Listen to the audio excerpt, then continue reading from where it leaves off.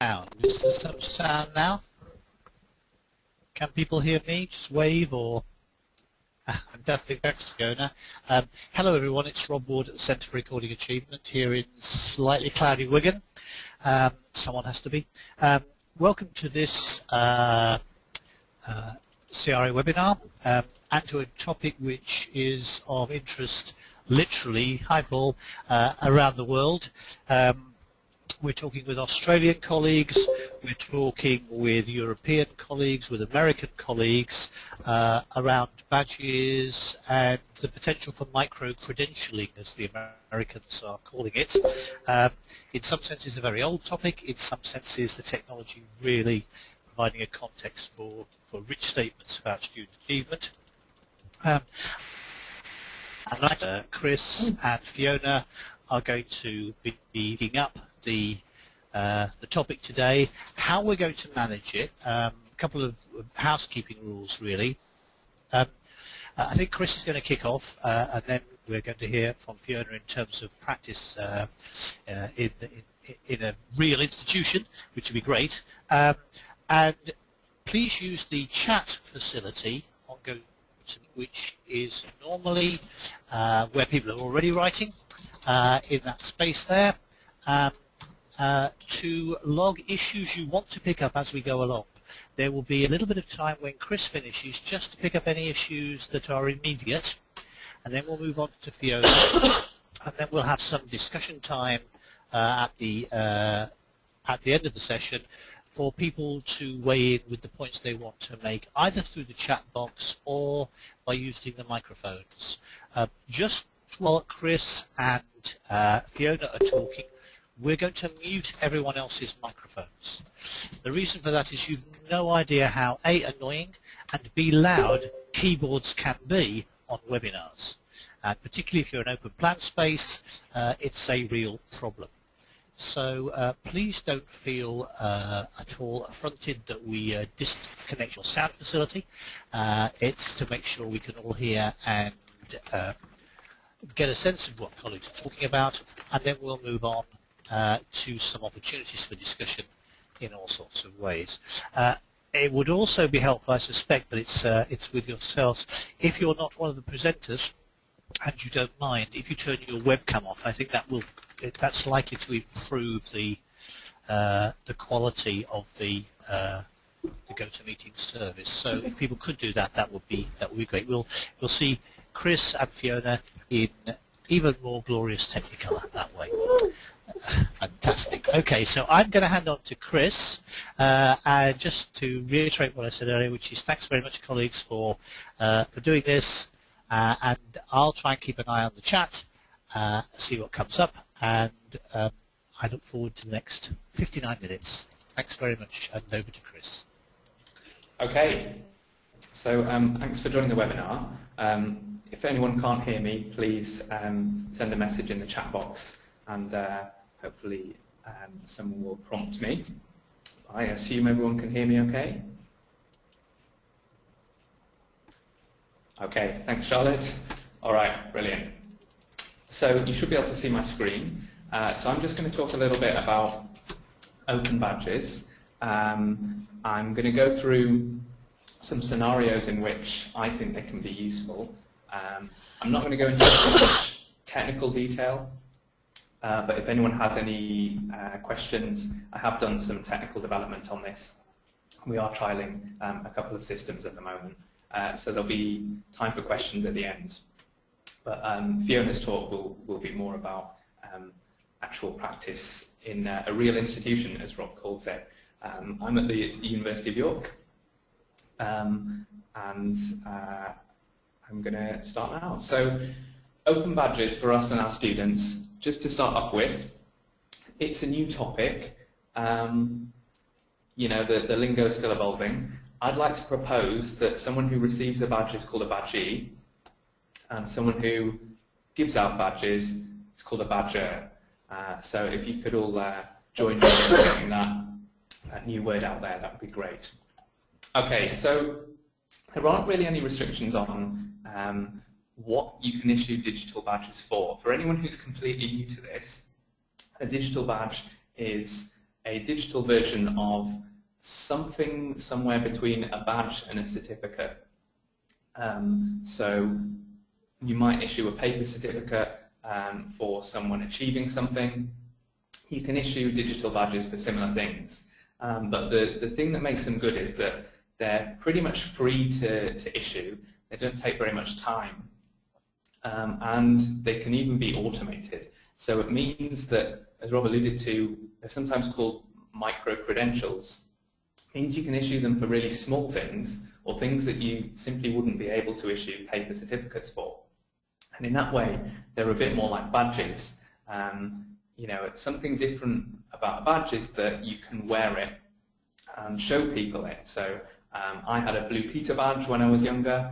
I don't know where it is now, but I could wear that and show people that I'd done some art project and sent it into Blue Peter.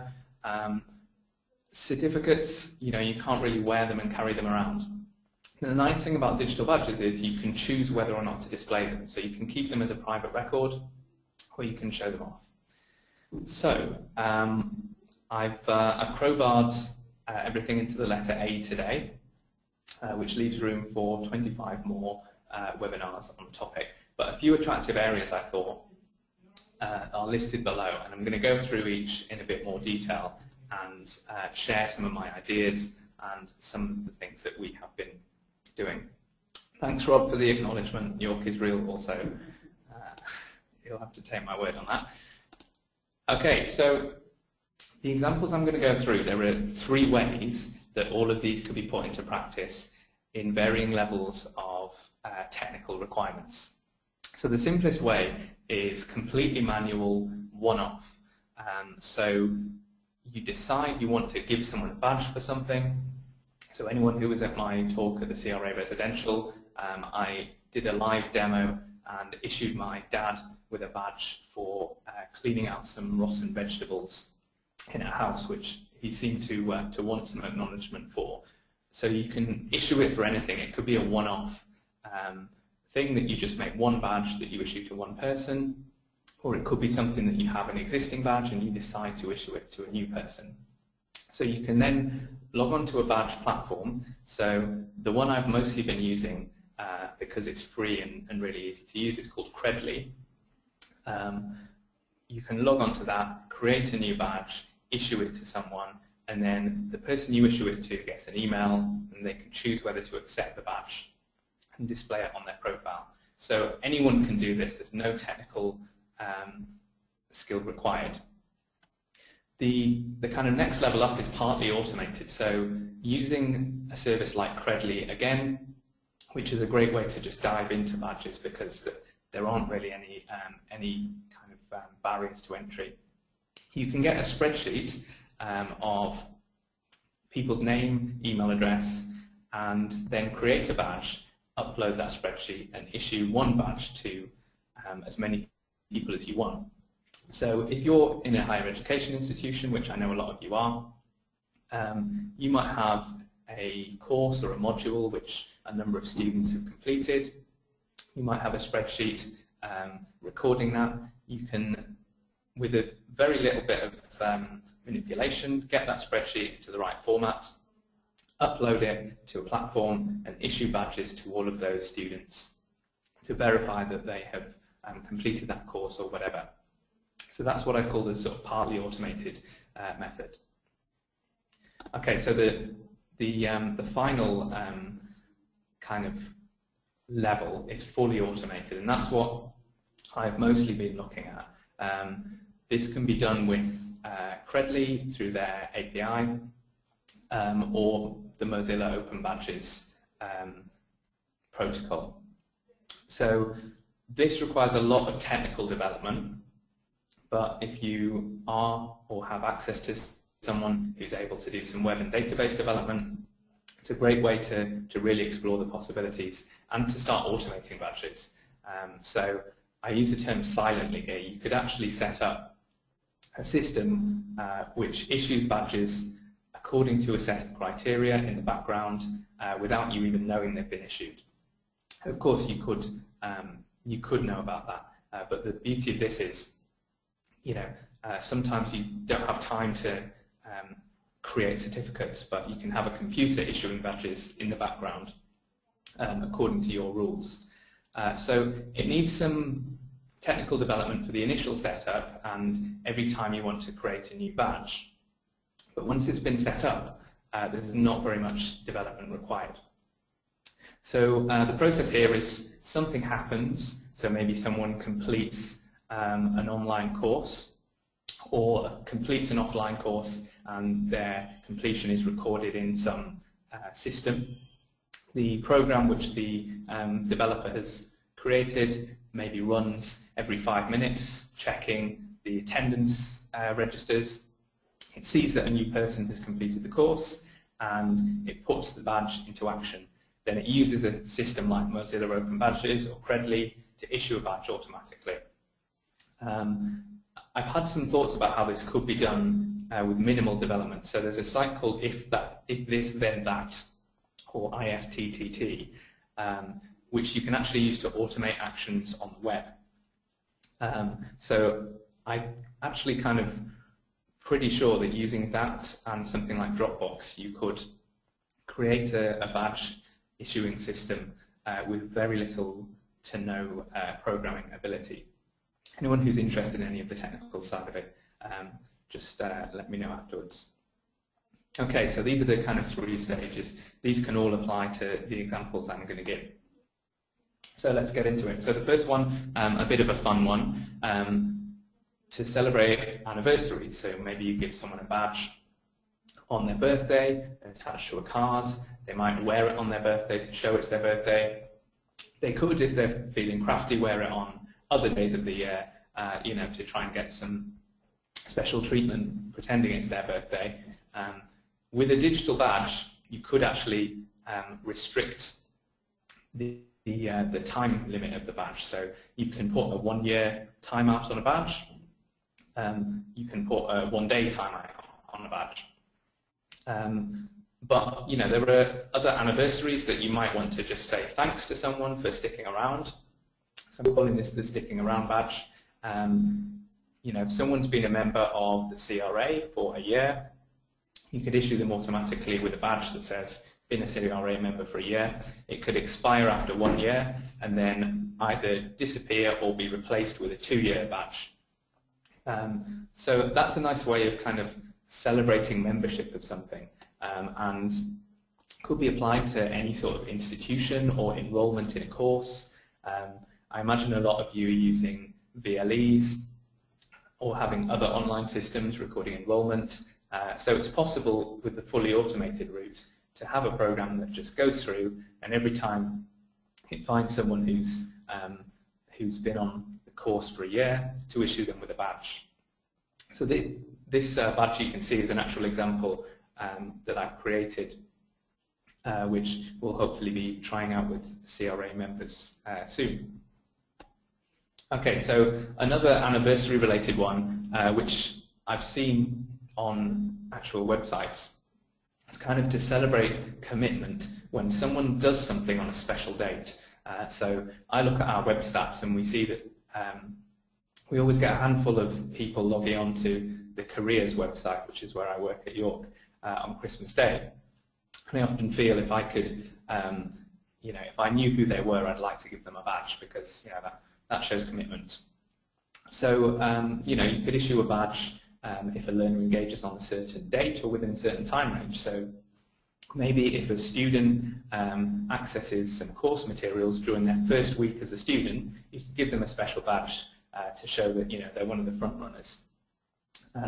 So it's another quirky one. It's something that if you issued a paper certificate for, you'd probably get a lot of funny looks. But I think a digital badge, because it's so easy to issue, we can have a bit more fun with that. Okay, so moving on to kind of the main area of badging, which is achievements. So a lot of this covers what you might use paper certificates for, but we can go beyond that as well. So a nice thing about badges, as well as recording an achievement so that the learner has a record of that, it can also verify it. So whereas a certificate, technically someone with the right forging skills could make a certificate that says they've completed a certain course at the University of York, it would take a phone call to the university and someone to look it up in the records to actually verify that that certificate was issued by the University of York and not just printed out on Word on some nice quality paper. The good thing about badges is because they're online and the badge is linked to the issuer, if you have got a badge account for your institution, which people trust and which you can link to from your website, then people can see that it was indeed you that issued that badge. There's no way for someone to make a badge be issued by you without you actually issuing it. So there's an advantage there. It's also a nice way to celebrate achievements. So just like the anniversary ones, if someone does something and they're not expecting a badge or certificate for it, it might be quite motivating for them to get that. So the kind of what I'm calling successful completion is issued when the learner meets a set of criteria.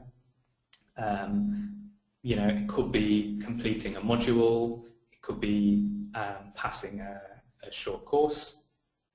It could include a description of what was in the module, so as you might have on the certificate, a description of what this achievement actually means. But because they're digital, you can include a lot more there. So as well as text, you could include a link to some evidence. So you could include a link to an assignment that the student completed, if the student was happy for that to be stored online, so that the person viewing the badge could actually see the work for themselves. It could also include videos, images, text. So a great idea I heard at the CRA residential was to record a video testimonial, the actual marker talking about what the student did. That then kind of allows the person viewing the badge to verify who has assessed it and to actually hear it in their own words. So here's a kind of a fun example. So I've had a lot of fun with my colleagues here issuing badges for whatever we can think of, just to get our heads around the technology. We probably wouldn't spend our time creating paper certificates for duck spotting. Anyone who's been to the University of York will understand that wildfowl is serious business here, but nevertheless would be accused of time wasting and wasting paper if we made up certificates for that. However, digital badges, it's so easy to make. We've been playing around with them, issuing for wildfowl identification. You can include some evidence and testimonial with that badge, so there could be an account from a witness to say that I correctly identified a great-crested grebe on a particular day. So there's loads of possibilities there, and it can be quite fun just to play around with colleagues with these so that you can see the possibilities. So moving on to a more serious example, this is something that you might not have a paper certificate for because it's quite a small achievement and there'd be a lot of admin involved in issuing those, but which is a great candidate for an automated digital badge. So we have an employability tutorial here at York which students can use to understand their employability and plan their career. So they access this online. They complete some activities, do a skills audit and other things. This then gets summarized in their employability plan, which is a document which they share with their supervisor electronically and discuss. So I decided that because we already have an online sharing mechanism, it wouldn't actually take much to add a badge into that. So something which we're testing at the moment is when a student clicks to share their plan with their supervisor, there's about 10 lines of extra code. That's all it takes, which also issues them with a badge. So if it's the first time they've shared their plan, it gives them a badge that just says, well done, you've created an employability plan and shared it with your supervisor. So we're just testing this at the moment, but it's helped me to see that if you have an existing process, adding a badge to it with a very small bit of development is actually really easy. Maybe the hard part is deciding which badges to issue, but hopefully some of the examples that we'll be talking about today can help to inspire people. Okay, so there are also kind of milestones that, you know, learners might not keep track of. So, you know, we've got an attendance database so we can track who has attended which events. So maybe we'll notice that a student has attended 10 of our events and think that's great, we should give them a badge. So we could do that manually, or we could automate it. So with a little bit of spreadsheet work, we could get a report of all of the students who've attended 10 or more events, upload that and issue a badge. And then the top level of that would be to create a computer program which runs every 5 minutes. It connects to our attendance database, pulls out a list of students who've recently attended their 10th event, automatically issues a badge.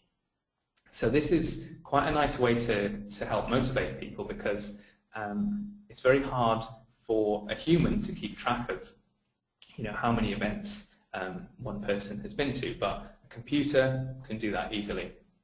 So I think this is a great opportunity for a badge, and anyone who's got fitness friends on Facebook or who is into fitness themselves will see things like running apps which people have on their phones, which issue badges for, you know, running 100 kilometers in a month, things like that. So similar sort of thing here, but I think it can be applied to education. Similar to the hidden milestones is, you know, logging certain number of hours. We see this already in, you know, for example, nationally accredited volunteering schemes. You submit evidence for your 100 hours or however many hours of volunteering and get a certificate. If you have a system where people log their hours automatically, or if you have a database where you log attendance at courses, you can work out how many hours someone has spent doing a particular learning activity, and you automatically issue them with a badge. Okay, so we've then got kind of position holders. So if someone holds a role, for example, trustee of the Centre for Recording Achievement, or on the student side, maybe a course representative or a member of a sports team, you could issue them with a badge. It could be timed to expire, or it could have a year or date on it, so that it's clear when they did that. So there's lots of opportunities here, because you might not need to actually spend any time verifying it. So if someone is, say, the course representative for their department, they might get a special email address, physicscourserep@york.ac.uk. If that's the case, you can set up a program which emails them when the new course rep is put into office and automatically gives them a badge. The holder of that email address is likely to be that person. So that's just one example of how verification can happen automatically. So here's an example, CRA trustee. Some other things that could happen in the workplace, so maybe someone who's a member of an organisation, but loads of scope here for students, particularly I think for extracurricular and co-curricular activities, just to reward students who are, you know, putting extra stuff in. And as Rob says there, you know, section 6 of the HERE, you know, this is a big thing here. Things that we want to verify electronically. I think digital badges or open badges have a lot of scope for this. Okay, so there's also kind of hidden position holders. So if you've seen the app Foursquare, it gives people badges for visiting particular locations more than other people. So you can become the mayor of your local Starbucks, which just means that you're the person who's been there the most that month. You could equally apply this to education. So you know, maybe attending a certain number of meetings for a committee or society, attending the most events in a particular term, giving a lot of feedback. So then we've got attendance. So what I'm planning to do after this webinar is get hold of the attendance list and issue you all with a badge, just so that you can see what this might look like if you've not used digital badges much before, and just to thank you for attending. So if you've got an attendance list, it might be in a spreadsheet. You can upload that to a badge issuing service and issue a badge. If you've got something more advanced, like if you've got it in an online database, then you could have an automated program which fires those badges out without you even having to click anything. So here's an example. So here's a badge for attending the CRA residential seminar. Anyone who did attend, we're planning to send these out before the next seminar. But this is what it might look like, and as you can see, it can have a description of the seminar. It can have a link to the event details on the website. And you'll see at the top, it's issued by the Centre for Recording Achievement, and clicking on that link would take you to the CRA's page on Credly. You could verify that that was the CRA by looking on the CRA's website, and we'd have a link to that page saying this is our genuine badge issuing account. So the verification there can be quite tight. And then finally, just appreciation. So to thank people who've supported you, maybe people who gave you some feedback, made a suggestion, referred others to your service. And that's something that I've been doing with my colleagues. So a couple of examples, people who share what they're doing around my office, and a couple of my colleagues who have done some really great work on our student newsletters. So I issued them with a badge just to thank them.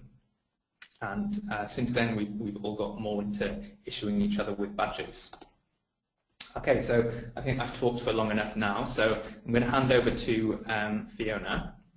We'll have some time for questions at the end, and I think we'll be able to circulate the slides and links. And also, I'm kind of thinking of proposing a CRA badges special interest group, so it would be great to see how much interest there is for that in the room. So that would probably be a mailing list. Okay. Okay, so I shall hand over to Fiona. So where's my screen? Sorry. I'm just handing it over to you now. Okay, sorry. Lovely. Can you see that? Don't panic. Is there a button? Should I be doing something? You should see an alert now. Yes, you're now the presenter, Fiona. So if you can see my screen, is that okay? There we go. Fantastic. Thank you. Okay, thank you, Chris. That was really, really interesting. Lots of what you said was sort of resonating with what we're looking at Southampton. So my talk really is about an idea that we had as part of the digital literacy project. So it was nothing to do with generally recognising achievement, but it's turned into that because we have a team of digital champions, DigiChamps, the students as champions, and we wanted to give them something to recognise their contribution. So I thought I'd just give you a little insight into it. We've just started to do this. It takes longer than you think. That's my key piece of advice. So I'm just going to talk really about our badges for our DigiChamps, and I thought I should explain what they were. So our DigiChamps are a group of students that we've been identified by other academics at the institution who are enthusiastically looking at using technology, and they are around to help develop skills for digital literacy. And one of the things that we noticed was that there wasn't really anything for them to recognise what their contribution had been. So if everything they're doing is online, the things that we have at the moment, I'm sorry, I'll just go before I get back into that one. What we have at the moment is a tool that doesn't really suit its purpose. Everything the DigiChamps do is really online. So we have digital media that they use all the time. So they'll be doing blogs, or they might create videos, or they'll be contributing to a workshop. So 90% of what they do is online. And I was looking for something that would help them recognise their achievements. I've taken most of the information, most of what we're looking at has come from a very useful paper written by Penn State.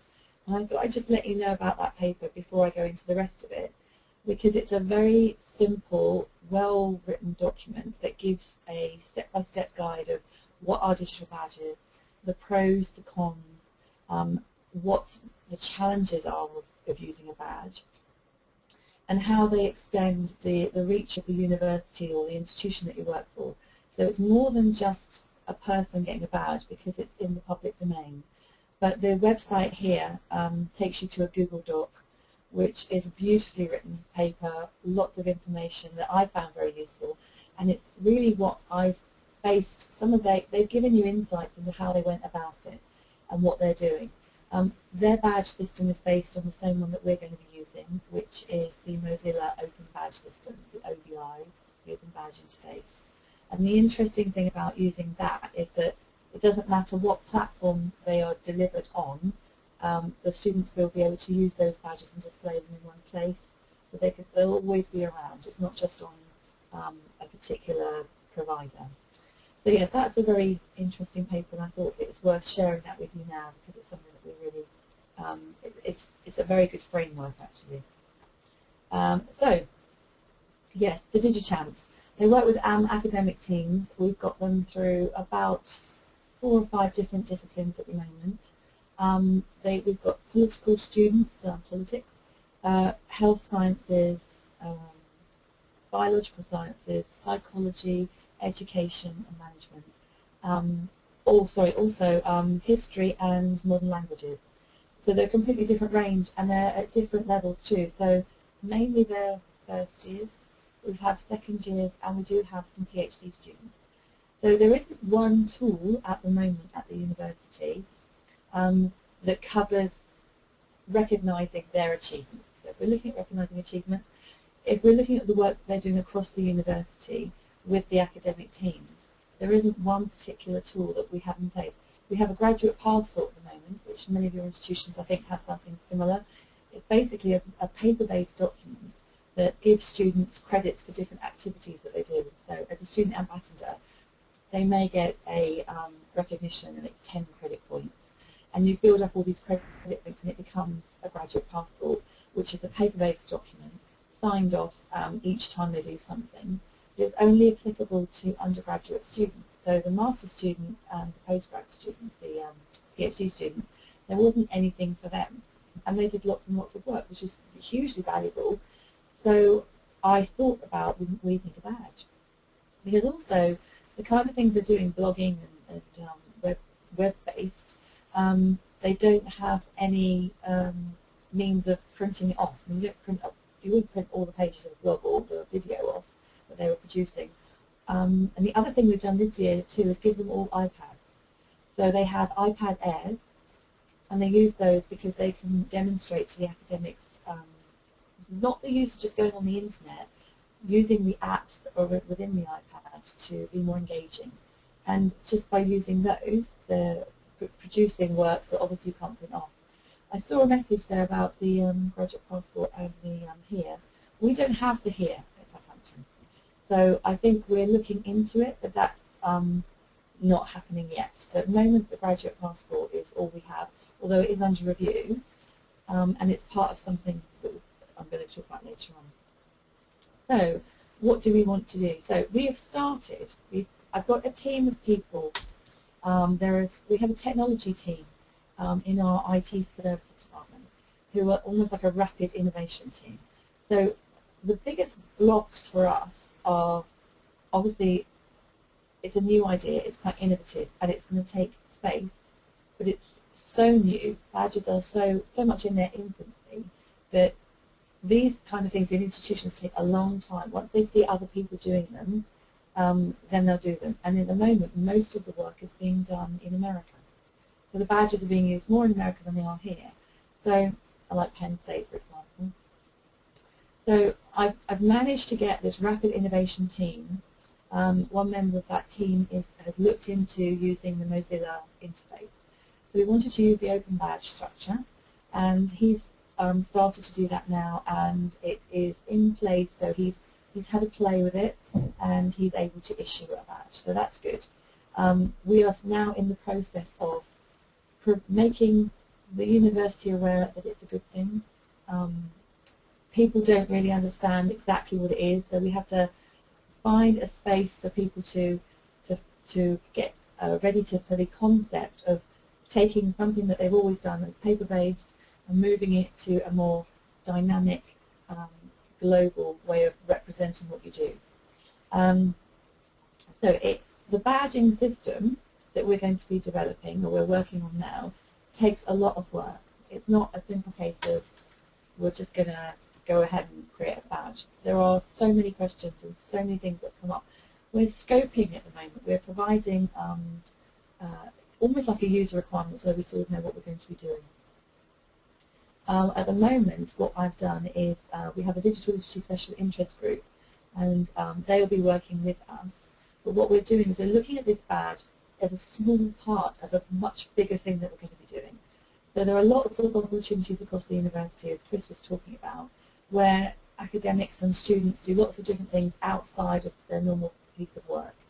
And we're looking at student engagement generally, and this tiny little badge will become part of a bigger selection of badges that will be issued to various activities across the university.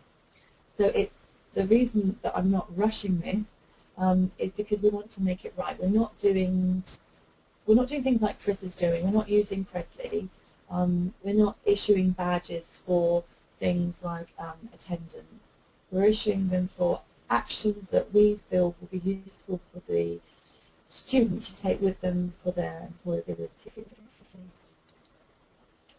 So, yes, it's very early days, very, very early days. I'm working with the Digital Literacy Group to raise awareness of what a badge actually is. Because the first thing everybody says is, how do you authenticate it? How do you know it's real? How do you know, why would we do this? What do they want? What's the benefit? So I always take people back to that Penn State paper, because there's a beautiful section in there all about why it's good, what's useful, what we get from it, what students get from it, what the development of learning gets from it. And so it's really, really interesting to be able to look back and see what people are doing in America and then talk to people over here. Obviously it's not exactly the same, but it's useful. So yes, I'm talking to the students as well, because they don't know what a badge is. And they're like, why do I want one? Why would I need one? The digital champions have an understanding, and when I talked to them about what it could do, because they didn't come to me with this, I came to them, they were just like, that's brilliant, I really want to do that. And also our student union, who's very active online, they do lots of very creative things, they are very keen on using these badges too, for all the sabbaticals and all the work that they're doing. So it's a lot, the main thing seems to be recognition of co-curricular activities at the university. So at the moment we're just gathering requirements, trying to understand what it is that we can do. I see there's a thing there about employer perspective. I'm really interested in that, because we're also going to be talking to employers. We want to talk to alumni about what they think, because if employers don't want them or don't see the use of them, then there's no point us doing them. So there's lots of information gathering, and I've been networking quite closely now with America, with the Mozilla badge people. They have regular weekly meetings all about loads of things that other people are doing all over the place. And there's a very useful website called Hashtag, it's HASTAC. I'll look for the address for you later on. And they have done lots and lots of research about the use of badges within MOOCs, and that's been mentioned already in the chat. So all the elements of these badges and all the uses that different people are going to have, they need to be pulled together to share with the community that you're interested in engaging with using MOOCs, so that they have an understanding of how they can be applied. Thank you, Chris. How can these be applied into our situation? So it's quite exciting, because the students think it's really interesting. Some academics here have said, yeah, it's just one of those crazy things. It will never last. Some people are waiting for LinkedIn. I understand that LinkedIn don't use the open badge system at the moment. When LinkedIn do this, and I'm sure that they will do, I hope they do, then I think that lots of people who know what LinkedIn is will see the benefit.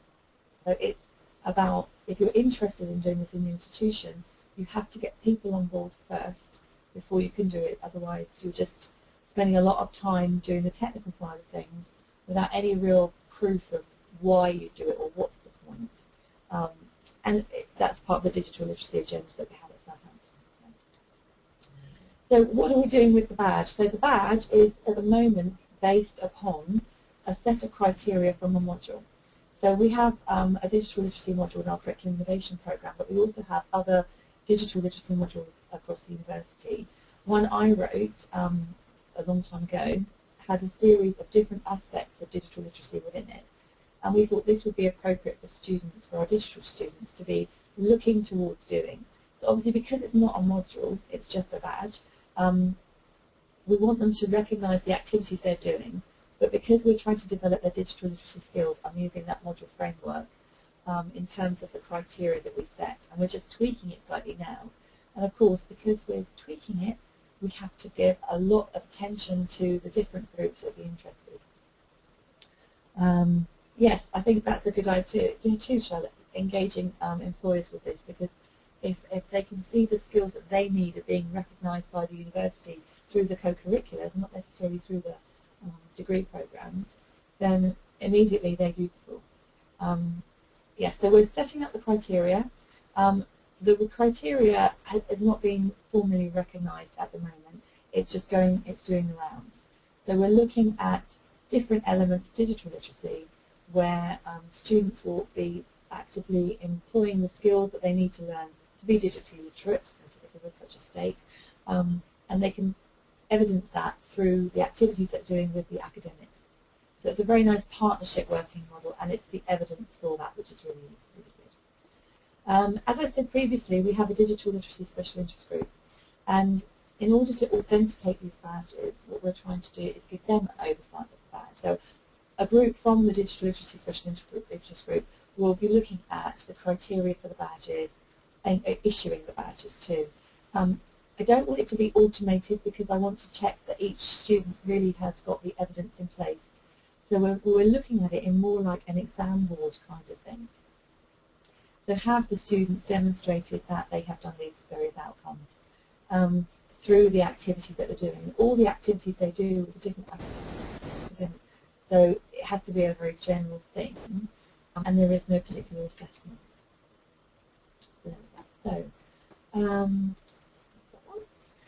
So things that we need to be doing, we're refining the criteria. We have a, can you still hear me? Everyone still hear me? I've got an alert on my screen. Oh good, okay. Got all these alerts on my screen. We're looking at designing the badges from the Winchester School of Art. So the Winchester School of Art is another one of our campuses, and we're looking at asking them to design the badge, get them involved, and we're doing a lot. We will be doing a lot of work communicating through all the networks at the university on the values of the badges, and we want to put in place an evaluation. So, are these badges making any difference to the students' employability? So we work with the careers and the various services. So we want to make sure that we're not doing something that is just a fad, that it has actually a relevance to the future of the students, and to encapsulate everything that they do is quite a hard task, so we want to make sure that's done effectively. Yes, so that's really what I wanted to say. I'm very much quicker than Chris, I'm really sorry. If you want to get hold of me, tweet me or just contact me at Southampton. I'm everywhere. But yes, and I'm very, very much looking at this special interest group too. So I hope that was all.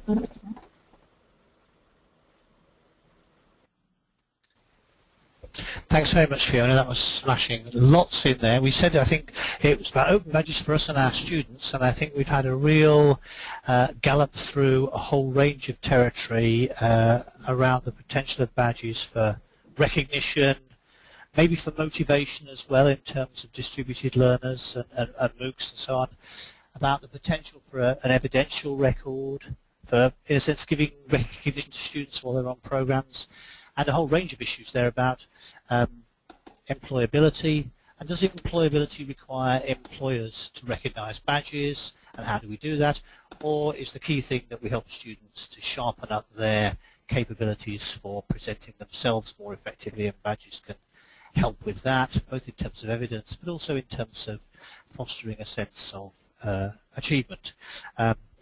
And now's the opportunity, as Kath is saying, to ask questions if you want to. You can do that either in the chat box or in the or directly by unmuting your microphone, which is the button second down on the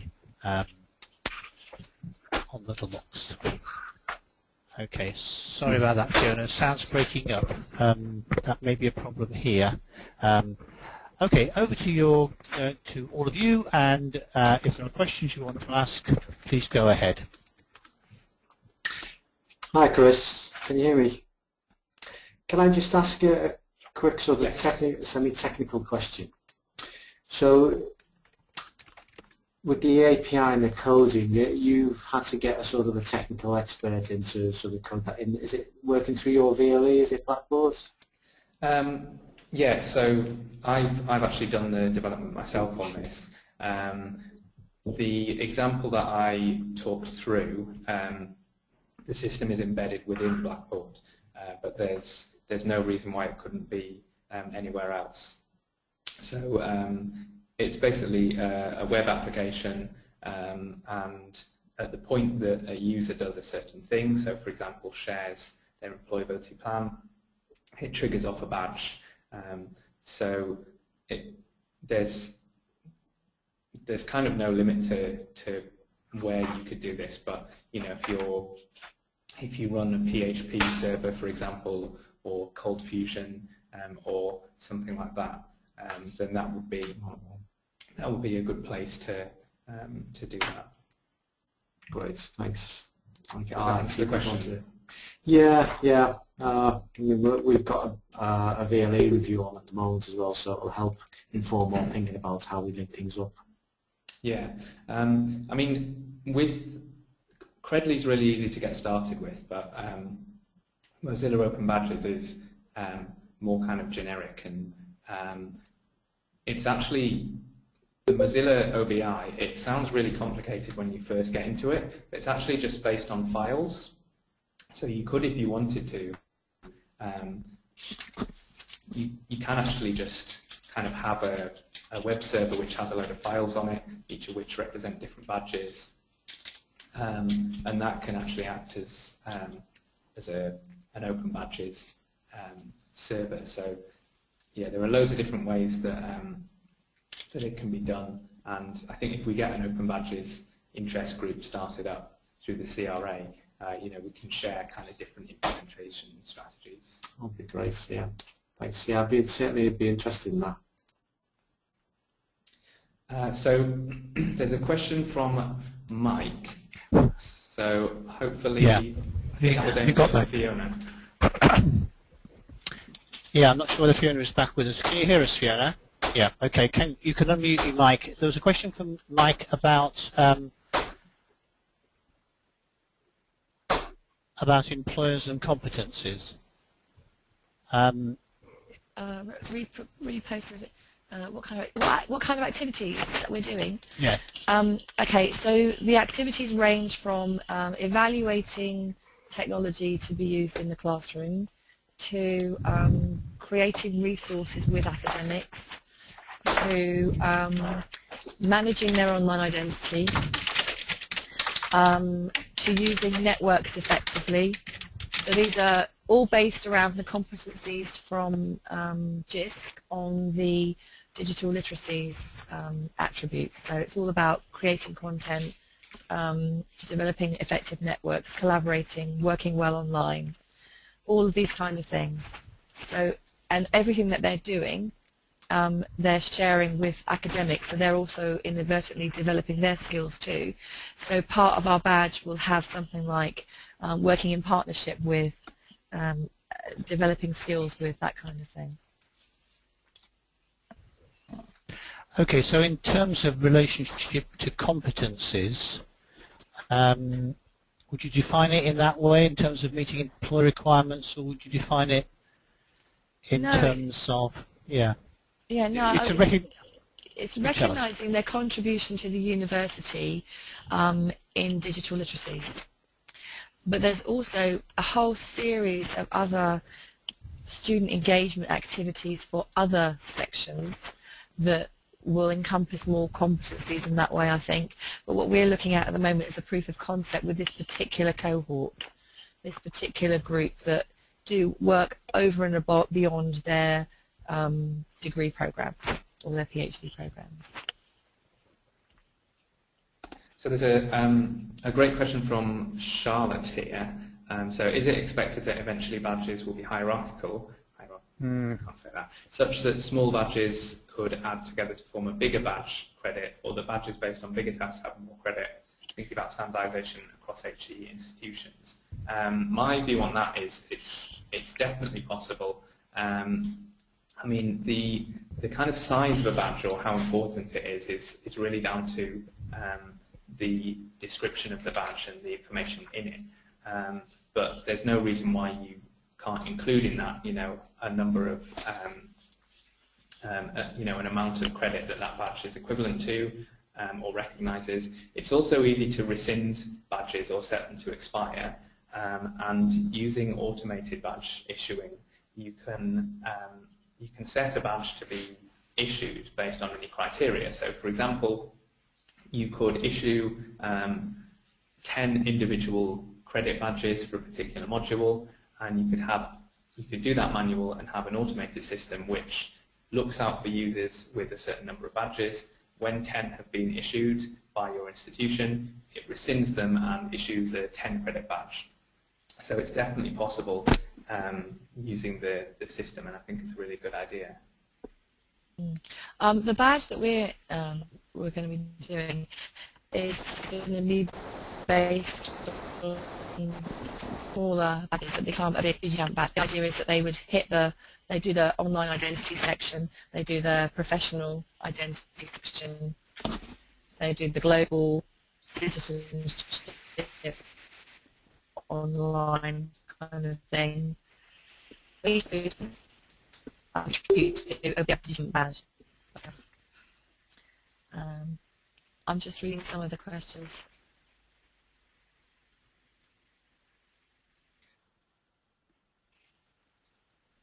Yeah, I think Fiona's sound is cutting out a bit. So well,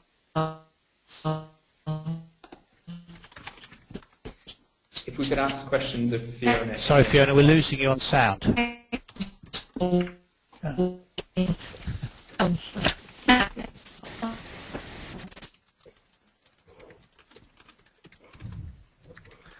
Looks like Fiona's typing. Thanks, Chris.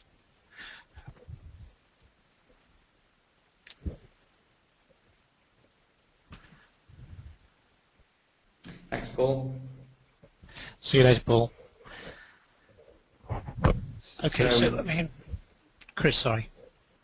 So we've got a message here from Visa. So in Leicester, we're starting to work on digital open badges for some of our Key Stage 4 students on off-site vocational programs. We're very excited about these opportunities, and it's great to hear about HEIs using these also. Great, thank you for that. So any questions or points, just put them in the chat box and we'll try and answer them there.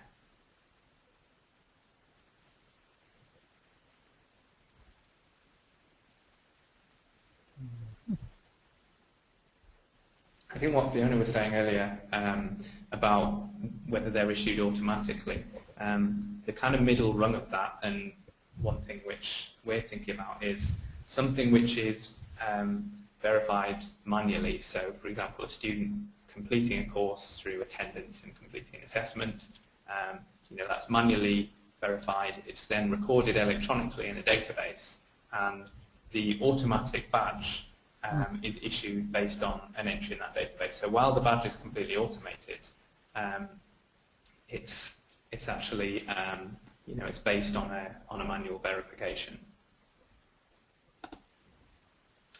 Okay, so thanks, Sarah. So there was a question, what resources will be available after the webinar from Charlotte? I believe that all of the slides will be available, and if we're able to save the chat history, yes, we've got that. We can try and share that as well. Yeah. Absolutely. Mike's put a workaround for displaying badges on LinkedIn, so we might be well on the way to Fiona's hope. Yeah. And Alison asks, does anyone feel the need to document the issuing of badges just in case someone like an employer queries it later? By that, do you mean kind of what the criteria were for the badge being issued?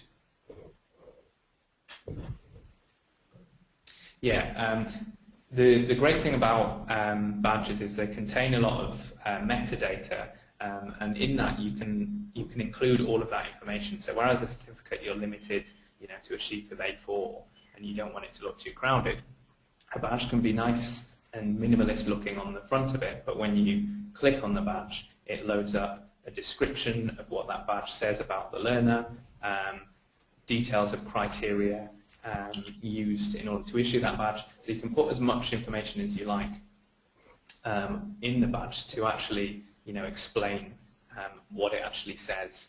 So yeah, it's a really good question, but the nice thing about them being digital is you can package loads up in them. Yeah. Okay, thanks, Lisa. Yeah, I put a link in, colleagues, to some work done by the JISC in Scotland working with employers on open badges, and I would recommend that people just have a look at that. And I don't think you'll find anything there that surprises you, but it will remind us that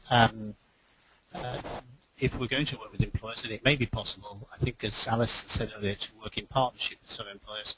But employers are often saying, actually, we don't need more stuff, and we don't need more stuff certainly presented in systems that aren't our systems. So I think it's worth just having a look at that RSC seminar, if only to remind you of some of the challenges that we've got. Nice question from Uwe about effectiveness. Retention and motivation really being important. I guess employability has come up. My sense is it's a bit too early for a lot of data. Chris, I don't know whether you've come across any or other people. I've seen kind of anecdotal and qualitative stuff. I think it's probably too early for quantitative. I mean, because badges have been around in a less well-defined form for years, there's a lot of examples of use of badges, but I don't know of any kind of overall reports on that. Hello. In the paper that I was talking about, there are a couple of American papers with links to how they've been used them for validation and that kind of thing. But I think you're right. I think for employers, there's very little. But I do think that the MOOCs are very interesting. So what's happening with the MOOCs are lots of badges are being issued, more for motivation and to make them stay on the course for a little bit possibly. But what we'll learn from that will be quite useful for going into our programs on campus and for how institutions will look at that, because the more that they see them, the more familiar they become, and it's all about communication. And a great question and point from Charlotte about kind of cross-platform and accessing from different institutions. One of the intentions of the Open Badges infrastructure is that it's generic, so anyone can issue them, and they can be displayed.